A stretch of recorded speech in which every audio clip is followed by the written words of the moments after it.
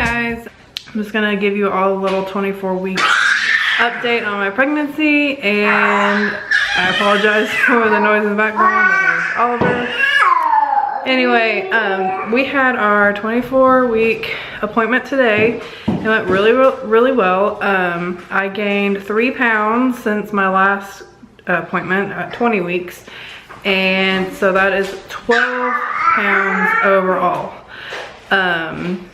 Which to me, that's like not bad at all. His heart rate was 148, so I think that's about where it's been, you know, so far. I think it was a little bit lower before, but I can't remember exactly.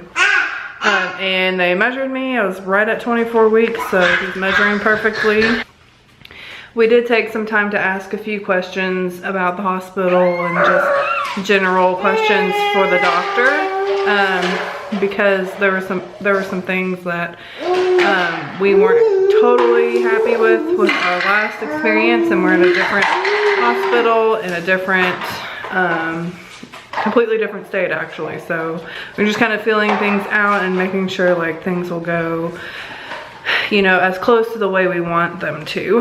The first question we asked was how much the doctor would like be pro Pitocin, like if she was going to push it, and we didn't want to, you know, ask it in a rude way or anything, but with Oliver, even though I was still progressing in the early stages, like the doctor that was on call definitely wanted to speed things up, I think. And so because my contractions weren't like rhythmic and like regular every 2 minutes or every 3 or whatever they, you know, it's supposed to be, I don't know. You know, she wanted me to get on Pitocin so like my contractions would be regular. So we just kind of asked about that, and she said that she would not bring up Pitocin unless like it was medically necessary. And I don't think with Oliver's situation that it was medically necessary at all. I think she just wanted to hurry it along before her shift was over, which actually ended up not working anyway, because he was born at 7:06 a.m. She left the hospital before I even got checked. Like when I entered like the very end part of the labor, she was gone. So like by the time I was pushing with Oliver, she wasn't in the hospital. So they had to call her to come back because the next doctor hadn't come in. So of course I was pushing before 7. Her shift wasn't over until 7. So I think she honestly just wanted to try to get me to, you know, deliver before she left, but then she ended up leaving anyway because I wasn't progressing that fast even after the Pitocin. So, and all in all, I really had a short labor. It was like 14 hours from water breaking to delivery of Oliver. So I don't know. I don't know how long it would have been had I not had Pitocin. So I would like to not have that pushed on me just for the, you know, pure fact of trying to get it done. We also asked about the heart rate monitor. With Oliver, they told us in our birthing class that the heart rate monitor, which is held on with like a belt, would be like 30 minutes on, 30 minutes off, or it wouldn't be on there 100% of the time. And when it came down to it, that's what happened with Oliver. It was on, I wore it the entire time I was at the hospital. It wouldn't pick it up, basically, consistently enough for the nurse. So she basically just kept it on me the whole time. And then would come in and adjust it every time. Or not every time, but a lot of, you know, when she would lose the heart rate, she would come in and adjust it. And it's extremely uncomfortable. I know it sounds like a little thing, but honestly, it was the worst part for me. I hated wearing that monitor.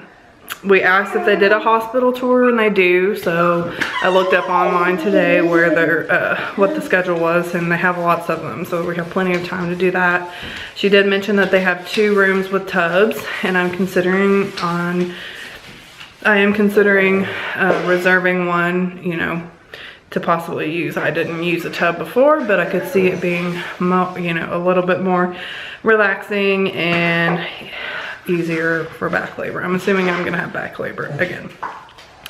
And then the final question I asked was, and this is something my husband and I have been debating about between each other, is whether or not you have to go to the hospital like as soon as your water breaks. And with Oliver, we basically did. We waited like a couple of hours, and my contractions just never started, but I did have some bleeding, so we kind of freaked out and just went ahead and went. And that's what they tell you to do anyway in your birthing classes, is if your water breaks, just go to the hospital. Because there could be a risk of infection. But from people I've talked to who are in the medical industry, like the only reason there could be an infection is if they check your cervix, because they, you know, enter the possibility of bacteria with their hands. So I could be wrong about that, but because I've been told that, I'm like, well, if my water breaks and my contractions don't start for a while, I'm not going to the hospital, because they'll make me wear that dang heart monitor. And because it's just more comfortable to stay at home. So yeah, I asked her about that, and she said that was perfectly fine to stay at home until, you know, contractions start. So I was like really happy about that.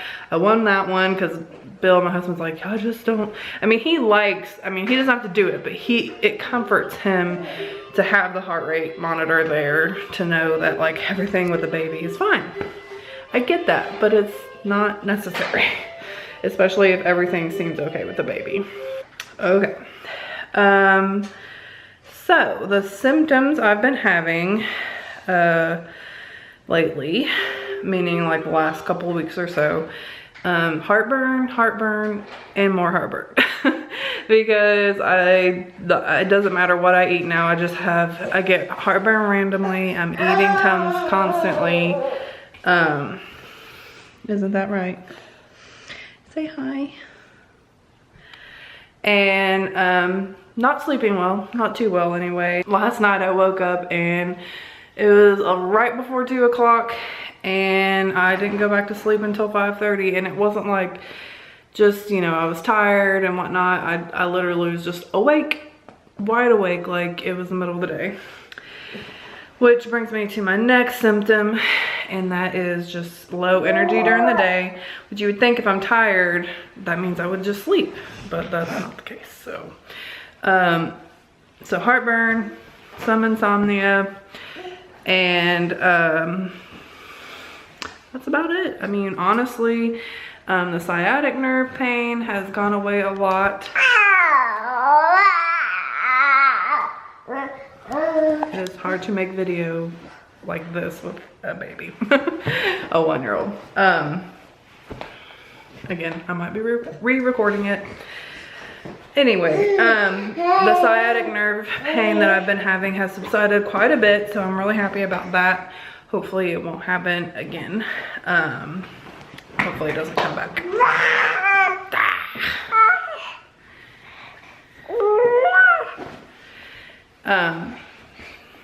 And yeah, that's pretty much all I can think of.